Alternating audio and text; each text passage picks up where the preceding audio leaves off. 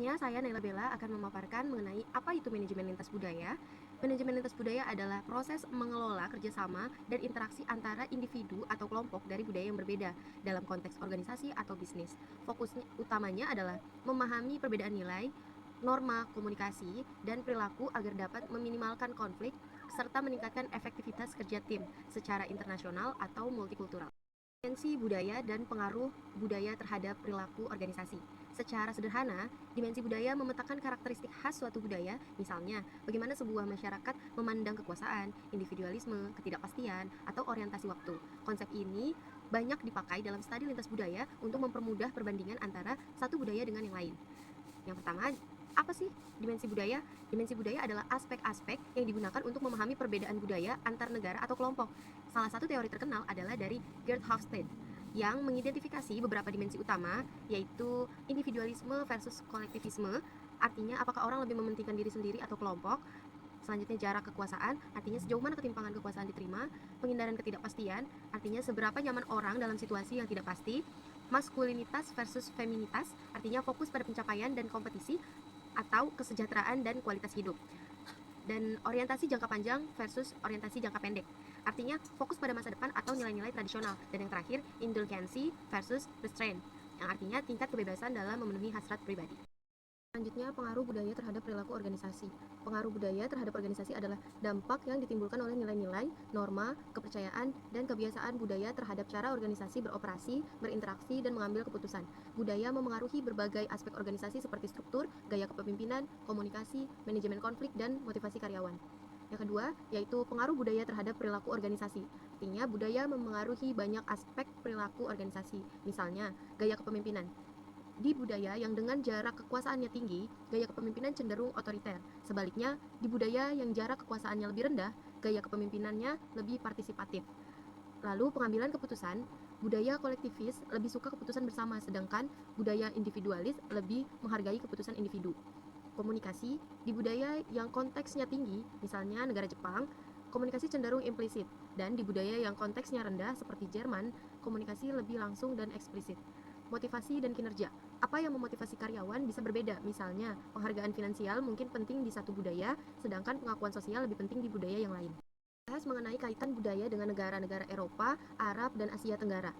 Kaitannya dalam manajemen lintas budaya, manajer atau perusahaan multinasional yang beroperasi lintas negara ini harus menyesuaikan pendekatan mereka, misalnya gaya komunikasi, kepemimpinan, hingga sistem penghargaan agar efektif. Kesalahan memahami budaya bisa menyebabkan konflik, salah paham, atau bahkan kegagalan proyek. Adapun kaitan budaya dengan negara-negara Eropa, Arab, dan Asia Tenggara diambil dari 3 sampel negara, yaitu Amerika Serikat.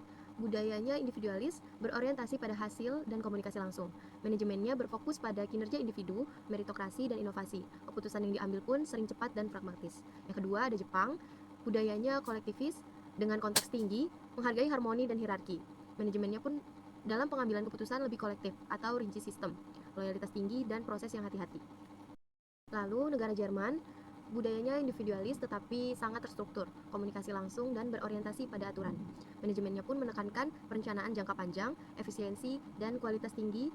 Keputusan yang diambil cenderung formal dan sistematis. Selanjutnya, 3 sampel kaitan budaya yang diambil dari negara Arab dan Asia Tenggara. Adapun penjelasannya, negara-negara Arab budayanya lebih kolektivis dengan konteks yang tinggi, kuat dalam nilai agama dan tradisi. Manajemennya pun hubungan pribadi sangat penting, keputusan sering didasarkan pada loyalitas keluarga atau kelompok dan hierarki yang jelas. Lalu ada Cina, budayanya lebih kolektivis, sangat hierarkis, menguntungkan keharmonisan atau prinsip kuansi atau jaringan hubungan. Manajemennya pun memiliki keputusan yang sering bergantung pada hubungan jangka panjang dan prosesnya cenderung tidak langsung. Yang terakhir, India, budayanya lebih kolektivis dengan pengaruh hierarki yang kaku atau berbasis kasta atau tradisi, fleksibel dalam aturan, dan manajemennya pun berhubungan pribadi dan fleksibilitas tinggi. Keputusan bisa lambat karena banyak tahapan persetujuan. Perkenalkan, nama saya Muhammad Febrian dari kelas RA 16 Manajemen NIM 6120123233. Kaitan budaya dengan negara-negara Eropa, Arab, dan Asia Tenggara.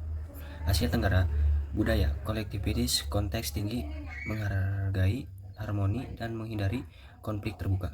Manajemen proses pengambilan keputusan cenderung konsensual, penting menjaga wajah harga diri dan hierarki diperhatikan. Perbandingan budaya dan implikasi dalam berbisnis internasional antar negara. Amerika Serikat. Budaya individualisme tinggi, orientasi hasil, komunikasi langsung. Implikasi bisnis fokus pada kecepatan, efisiensi, dan kontak tertulis. Hubungan pribadi cenderung sekunder.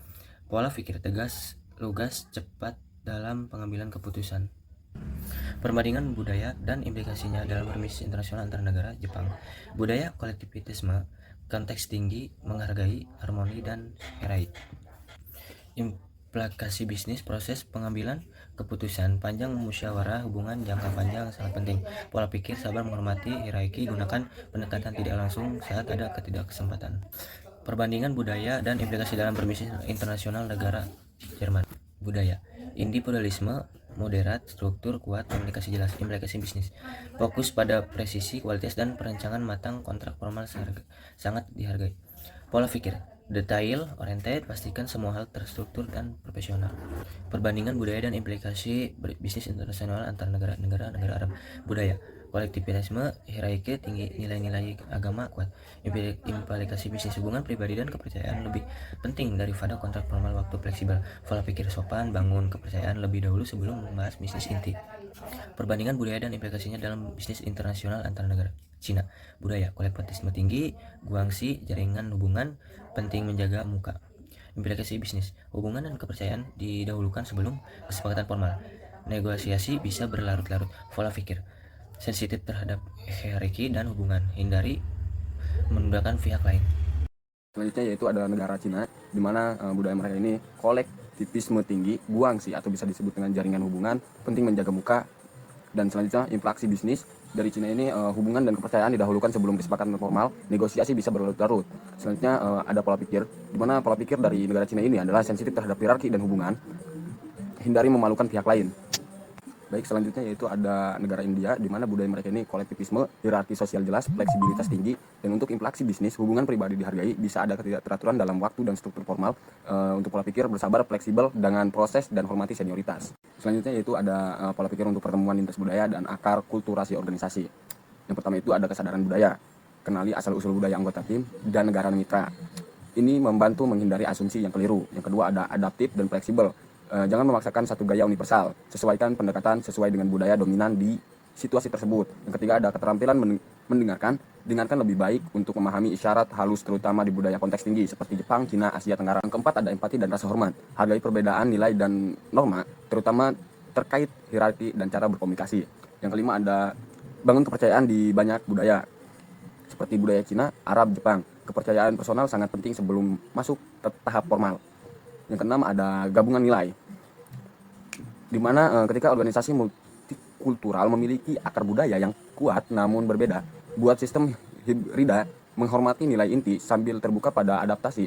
Misalnya perusahaan Jepang yang berprofesi di AS mungkin memadukan pengambilan keputusan kolektif dengan eksekusi cepat. Pembahasan kelompok kami yaitu kesimpulannya, pemahaman yang baik tentang manajemen lintas budaya, dimensi budaya, dan pengaruh budaya terhadap organisasi sangat penting dalam era globalisasi. Dengan mengenali perbedaan budaya dan menerapkan secara bijak dalam strategi organisasi, perusahaan dapat meningkatkan efektivitas pembangunan hubungan yang lebih kuat dan memperluas jangkauan bisnis internasional dengan lebih sukses.